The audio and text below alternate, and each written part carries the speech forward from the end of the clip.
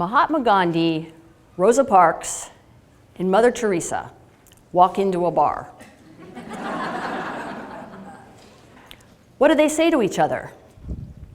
Nothing. They're introverts. But they are introverts who shook the world. And what does it mean to shake the world gently? I believe it means you don't have to be the loudest, the most brash, or an extremely dominant personality in order to make an impact. You can be your authentic self and express your ideas by remaining true to who you are at your core. You can be a quiet leader. Now, what does it mean to be an introvert? Well, the most basic definition of an introvert is someone who gets their energy and recharges their mental batteries by being alone. They are typically introspective, they think before they speak, and they thrive in minimally stimulating and calm environments. Now, extroverts, on the other hand, totally opposite. They love being around people. That's what energizes them, being out in social situations. Now, I can honestly say that I am a pretty true introvert. Anytime I've taken one of those personality tests out there, I always score very much to the introverted side. Now, a few years ago, I probably would not have readily admitted this. I always thought that to be a great leader, you had to be charismatic, and extroverted, and the life of the party.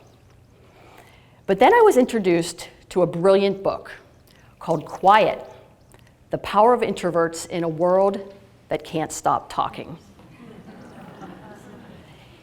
In it, the author, Susan Cain, brilliantly explains that introverts possess an innate set of characteristics that they can use to their advantage in many situations in life, including leadership.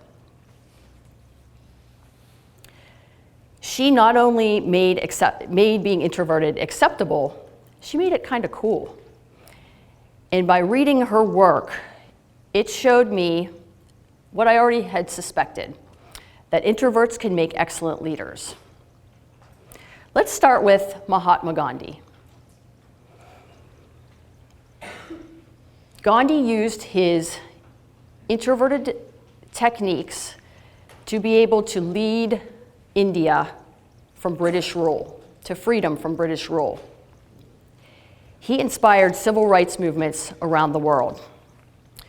Now, Gandhi's introverted qualities included being analytical, thoughtful, and observant. While some of his countrymen wanted to engage in violence and ambushes, he watched and waited. And he determined that the most efficient way and effective way to deal with the imperialism was by peaceful, targeted disobedience. I think back to a time in my life when being thoughtful, analytical, and observant first caused me to struggle, but then served me well. Back when I was in physical therapy school many years ago, we had a very different type of curriculum. It was unlike traditional lecturing. It was called problem-based learning. And if you can picture a small room with 12 students sitting around a table and one facilitator who was the professor, the students would be presented with a patient case, and as a group we would figure out what the learning objectives are. Then as individuals, we would go out and research these learning objectives and then reconvene as a group several days later. But when we reconvened as a group, it wasn't go around the room and present your ideas. It was more like who could get their ideas out fast enough, and that's who could present them. Well, for someone like me, who is somewhat of a quiet person, this type of situation and setup was a nightmare. I felt like I was always being drowned out by the other students. We had some very strong personalities in my physical therapy class, and I felt like I couldn't get my ideas out there quick enough. So I began to get discouraged and lose my confidence. And this made me even quieter. Became very frustrated, and I knew that I had to do something to make the situation better, or I probably wasn't going to make it in physical therapy school. So I did what we all have a bit of a difficult time doing. I went and asked for help. I went to talk to my favorite professor about what I could do to make the situation better. And she must have recognized that I was a bit of a quiet person and an introvert, because she gave me some excellent advice.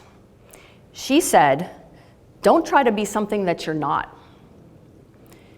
You're probably not going to be the loudest or the boldest person in the room, and you're not going to dominate the conversation. That's not who you are. But make sure you know your material and say it well. Force yourself to speak up when you feel the strongest about the material. But don't be something that you're not. I began to incorporate this advice into the classroom, and I became more successful.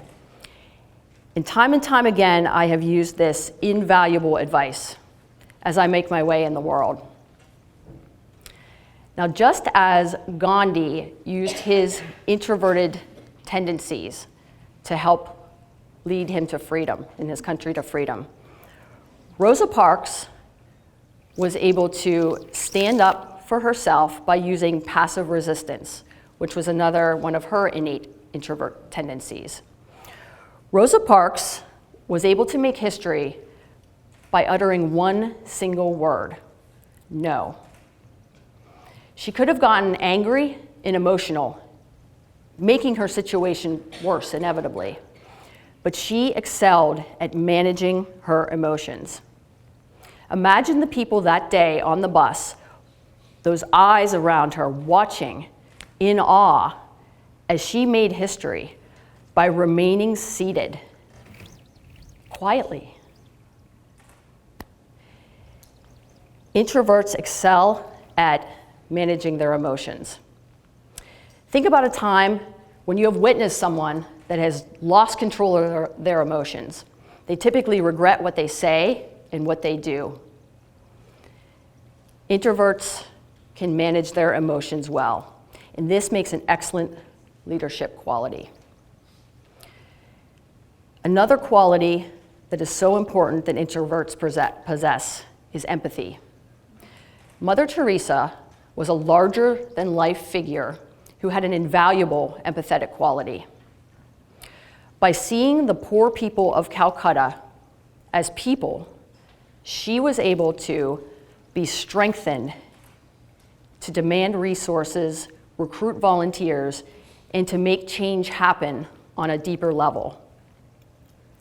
Mother Teresa exemplified the idea that having a soft heart in a cruel world is not weakness, it is courage.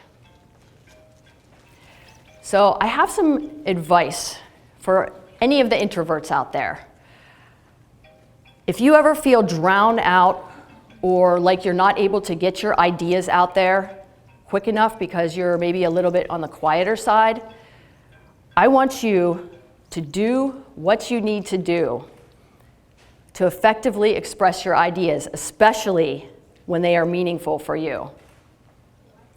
Push yourself out of your comfort zone on a daily basis if you have to. But be yourself.